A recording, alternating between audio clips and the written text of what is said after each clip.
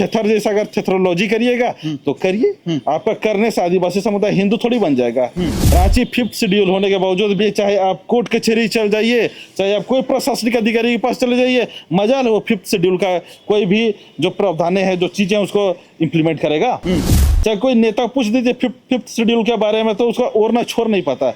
आज झोला छाप नेता बन के बैठे पड़े हुए हैं, उनको न कानून के बारे में पता, न कानून के प्रावधानों के बारे में पता, और वो नेतागिरी कर रहे हैं। आदिवासी को बर्बाद कर रहा है। ये पूरे झारखंड में जो जमीन की लूट मची हुई है, कितना पूंजीपति आदिवासी। मुख्यमंत्री हेमंत सोरेन की एक पोस्ट ने झारखंड की राजनीति में खलबली मचा दी है। जी हां, सही सुन रहे हैं आप।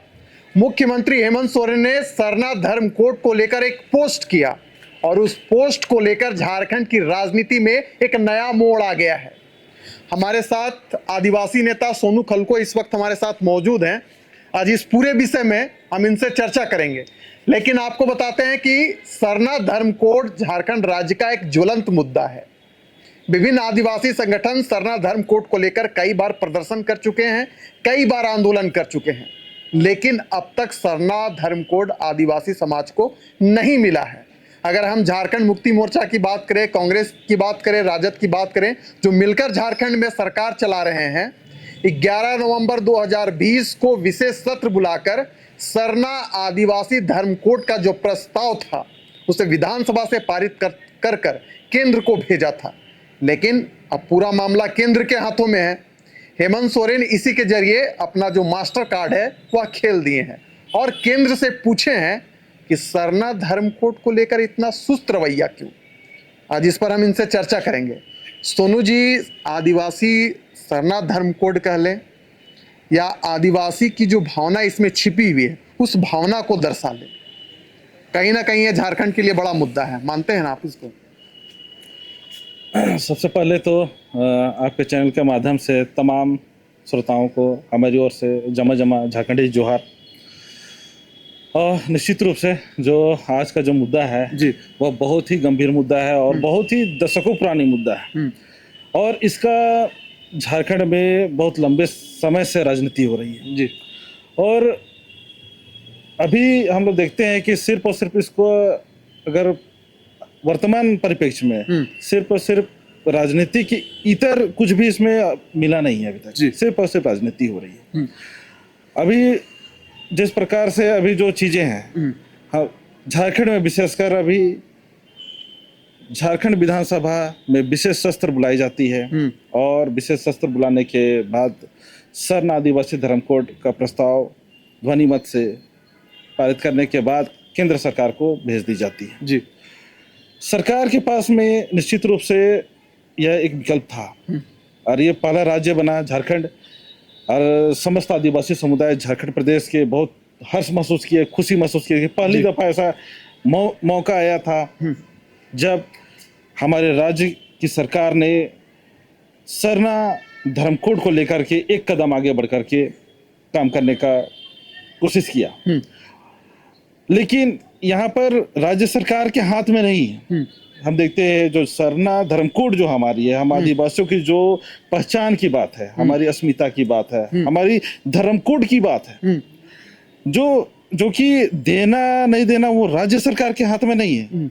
ये तो पहल करना राज्य सरकार के हाथ में निश्चित रूप से था, जिसको राज्य सरकार ने बहुत ही गंभीरता पूर्वक समझते हुए इस चीज को पहल कर दिया और केंद्र सरकार को इस ओर ध्यान आकर्षित कराने का काम किया है कि आदिवासी जो है आज जो उनकी जो धार्मिक पहचान है वो धार्मिक पहचान आज है ही नहीं। सही माने संवैधानिक पहचान जरूर एसटी का हमें दर्जा प्राप्त है जी, है ना, लेकिन हमारी जो धार्मिक पहचान है वो धार्मिक पहचान आज भी हमारा नहीं है। तो इस धार्मिक पहचान की लड़ाई दशकों पहले से हमारे पुरखा लोग लड़ते आ रहे हैं, मांग करते आ रहे हैं कि हमें हमारी धार्मिक पहचान हमें देने का काम किया जाए। अच्छा, दोषी किनको मानते हैं आप कि आप लोगों की पहचान अब तक नहीं मिल पाई? सरना में आपका अस्तित्व छिपा है, अस्मिता छिपा हुआ है, तो किसको दोषी मानते हैं? झारखंड मुक्ति मोर्चा को, भारतीय जनता पार्टी को, कांग्रेस को, किसको दोषी मानते हैं?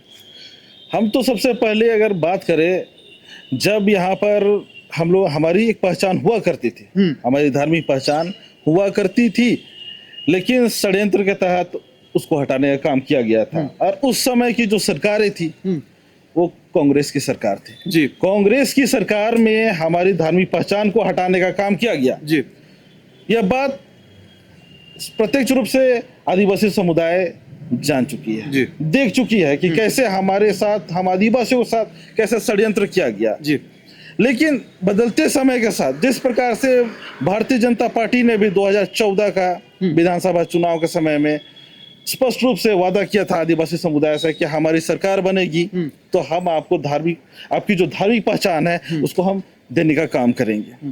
और राज्य में बीजेपी की सरकार भी बनी 2014 में, जी बहुमत की सरकार बनी, लेकिन मिला क्या, हमें ठग दिया गया। आदिवासी समुदाय को ठगने का काम किया गया। ना हमारी धार्मिक पहचान दी गई और ना ही इस पर कोई पहल किया गया। अगर जो बातें बीजेपी ने की थी, जो वादाएं की थी, अगर उसका शायद ये और बेहतर होता कि अगर वो, क्योंकि उसका बहुमत की सरकार थी राज्य में, वो प्रस्ताव पारित करके केंद्र सरकार को भेजने का काम करते, क्योंकि केंद्र में भी भारतीय जनता पार्टी की ही सरकार थी, तो निश्चित रूप से ये एक प्रकार से बहुत बड़ी बात होती जो आदिवासियों के साथ जो आज हम महसूस करते हैं, हमारे साथ बहुत बड़ा एक विश्वासघात किया गया है, हमारे साथ छल किया गया जी। जो कि हम आज मानते कहीं कहीं कि बीजेपी हमारे साथ विश्वासघात करने का काम। अच्छा, आदिवासी समाज में एक स्लोगन गूंज रहा है कि जब तक सरना कोड नहीं तब तक भाजपा को वोट नहीं। सहमत हैं आप इससे? निश्चित रूप से, क्योंकि इस बात से एकदम साफ तौर पे एकदम समझने का कोशिश किया जाना चाहिए कि यह बात यूं ही नहीं कही गई है। हर बार हमें राजनीतिक दलों ने ठगने का काम किया है जी। हम अगर इसको देखें, हमने विशेषकर आदिवासी समुदाय ने साफ तौर से कहा था, है ना, कि झारखंड मुक्ति मोर्चा और जो इंडिया अलायंस का जो अभी जो सरकार है जी, कि हम आदिवासी, हम अपनी धार्मिक पहचान की मांग कर रहे हैं और आप हमें हमारी धार्मिक पहचान दिलाने में आप अपना अग्रिम भूमिका अदा करें। जी, साफ तौर से कही गई थी, जिसको राज्य के मुख्यमंत्री जो भी माननीय हेमंत सोरेन जी हैं जी। उन्होंने इस बात को समझ लिया और समझने के बाद में उन्होंने विशेष शस्त्र बुला के अपना काम को पूरा करने का काम किया जो हमने मांग किया था। हालांकि उसके हाथ में नहीं है धर्म कोड देने का, क्योंकि वो है केंद्र सरकार के पास में जी। और केंद्र सरकार तो हमें 2014 में ही, है ना, उनके जो पार्टी के जो नेताएं हैं, जो राज्य में जो उनके नेता थे, उन्होंने वादा कर चुके थे जी कि हमने आपको धर्म कोड देने का काम करेंगे, लेकिन धोखा दिए। तो अब यहाँ पे साफ तौर से उनको खुली तौर पे कही जा रही है कि अगर आप हमें, क्योंकि केंद्र में भारतीय जनता पार्टी की सरकार है जी, और यदि अगर आप हमें हमारा धर्म कोड नहीं देते हैं तो फिर इसका परिणाम होगा कि हम आपको कहीं से भी हम वोट कास्ट नहीं करेंगे। क्योंकि ये सब जो भी बातें हैं वो सामाजिक तौर पे साफ तौर पे कही जा रही है कि यदि इस बार अगर जनगणना के ठीक पहले अगर हमें सरना धर्म कोड नहीं मिला, क्योंकि राज्य सरकार तो भेज दिया प्रस्ताव आपके पास में, अगर आप नहीं दिए तो साफ तौर पे कि भाजपा को वोट नहीं देगी आदिवासी समुदाय। अच्छा, आरएसएस की जो सहयोगी जो संगठन है वो यह कह रही है कि सभी आदिवासी हिंदू थे, हिंदू हैं और हिंदू रहेंगे।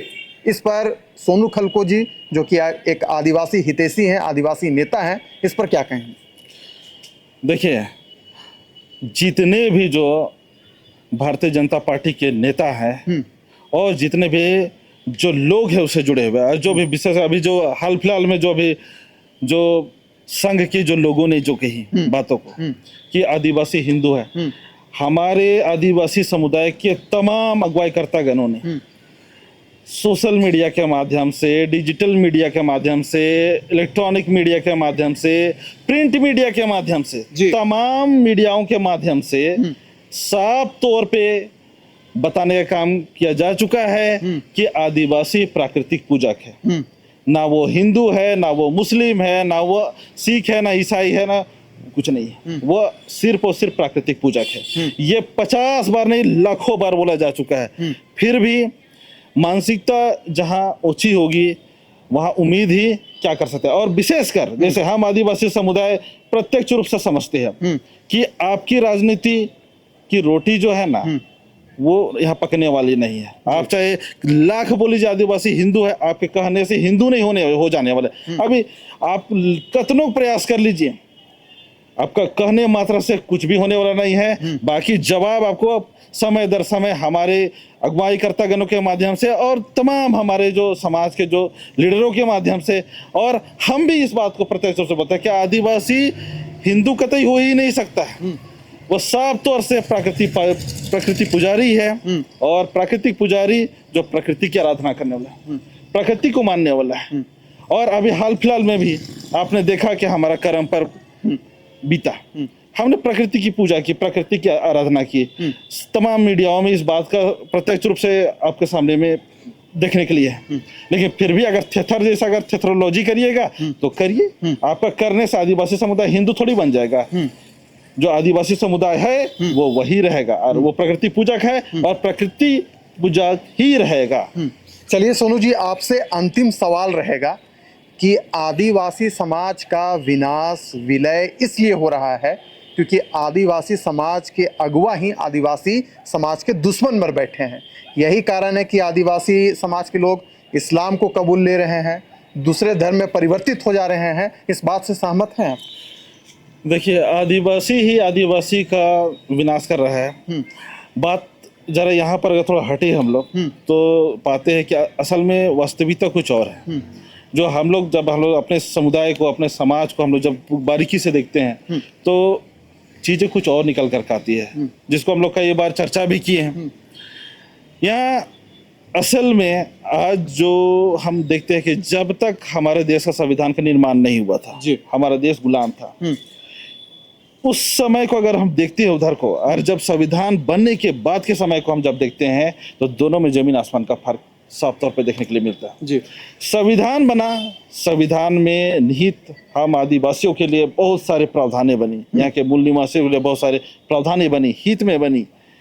लेकिन आज दुर्भाग्य ये है कि तमाम जो चीजें प्रावधानें बनी हमारे लिए, वह चीज को आज दरकिनार करते हुए गैर कानूनी ढंग से चीजों को करने का काम किया गया। जी, और यहाँ पे आज हम देखते हैं, चाहे ST/SC एट्रोसिटी एक्ट की बात करें, चाहे पेशा एक्ट की बात करें, चाहे CNT एक्ट की बात करें, चाहे SPT एक्ट की बात करें, चाहे तमाम जितने भी एक्ट हैं हमारे, उस सभी एक्ट को जब हम देखते हैं तो सभी जो कानूनें हैं, उन कानूनों का धड़ल्ले से दुरुपयोग ही किया गया है। जी, आदिवासियों के हित में कानूनें बनी, लेकिन उन कानूनों का कभी भी प्रबलता पूर्वक, ईमानदारी से कोई भी यहाँ का जो तंत्र है वो ईमानदारी पूर्वक पालन नहीं किया, हूबहू लागू करने का काम नहीं किया गया। यहाँ देखिए, आज 5th शेड्यूल है रांची 5th शेड्यूल होने के बावजूद भी, चाहे आप कोर्ट कचहरी चल जाइए, चाहे आप कोई प्रशासनिक अधिकारी के पास चले जाइए, मजाल वो 5th शेड्यूल का कोई भी जो प्रावधानें हैं, जो चीजें उसको इम्प्लीमेंट करेगा। चाहे कोई नेता पूछ दीजिए 5th शेड्यूल के बारे में तो उसका और ना छोर नहीं पता। आज झोला छाप नेता बन के बैठे पड़े हुए हैं, उनको न कानून के बारे में पता, न कानून के प्रावधानों के बारे में पता, और वो नेतागिरी करने। कैसा होगा व्यवस्था, इसका आकलन किया जा सकता है। आज जब हम लोग बात करते हैं कि आदिवासी को बर्बाद कर रहा है, असल में आदिवासी को बर्बाद कर रही है तो सिर्फ एक बात है, लाइन है। लेकिन इसके पीछे जो चीजें, आज गौर कीजिए, पूरे रांची में या पूरे झारखंड में जो जमीन की लूट मची हुई है, कितना पूंजीपति आदिवासी, सवाल है कितना पूंजीपति आदिवासी है। यहाँ आदिवासी कभी पूंजीपति बनने ही नहीं पाया, लूटेगा कहाँ से है? अब पूंजीपति, आप देखिए गोड्डा में कौन लूटा जमीन को, लहलाती फसल को आदिवासी लूट रहा था है। अभी यहाँ पर रांची में जो धड़ल्ले से जो इतना जमीन लूटी जा रही है, आदिवासी लोग लूट रहा है। पहाड़ को आदिवासी लूट रहा है, जंगल को आदिवासी लूट रहा है। या साफ तौर पे देखिए, लूटने वाला है ना, एक कद पीछे जा करके है ना, बड़े ठाठ से है, सफेद पोष में एकदम बढ़िया से बैठा हुआ है ना। और जो बोलते हैं ना कि करने वाला कोई, लाठी खाने वाला कोई वाला, वही वाला चीज यहाँ पे अभी झारखंड में चल रहा है। आप पूरे कहे तो पूरे देश में स्थिति वही स्थिति है कि हम आदिवासियों के साथ जो आज अन्याय, जो अत्याचार, जो जुल्म जो हो रहा है, तो इसके लिए आज झोला छाप नेता जिम्मेवार है, पूरा ये सरकारी तंत्र जिम्मेवार है, इसको मानना पड़ेगा। और आज अगर इस चीज को अगर कहीं भी बचने के लिए बोल दिया कि आदिवासी को लूट रहा है, छीन रहा है, तो ये तो साफ तौर पे इसको ये बच्चों वाली बात व्यर्थ की बात होगी। जैसे आदिवासी आज बच्चा नहीं है, बुड़बक नहीं है जो नहीं समझता है, सब बात एक एक बात समझ रहा है आदिवासी, और इस बात का करारा जवाब समय दर समय अब दे भी रहा है। इस बात को समझिए, लोकसभा के समय में मिलिए गया, अब विधानसभा भी हम नजदीक आइए गया है, समझिए सब चीज को, अन्यथा नेतागिरी तो जाएगा हाशिए पर और जवाब मिलेगा ऐसा कि फिर चारों खाने चित हो जाइएगा। तो ये सब जो चीजें हैं, इन चीजों को नजरअंदाज करने वाली भी नहीं है, और आदिवासी समुदाय तो इसको आड़े हाथों ले चुकी है। चलिए, तो झोला छाप नेता ही आदिवासियों के सबसे बड़े दुश्मन हैं, ये कहना है आदिवासी नेता सोनू खलको का। सरना धर्म कोड झारखंड में एक बड़ा मुद्दा बन चुका है। विधानसभा का चुनाव नजदीक है, ऐसे में सरना धर्म कोड का झारखंड विधानसभा चुनाव में कितना इम्पैक्ट रहता है, ये देखने वाली बात होगी।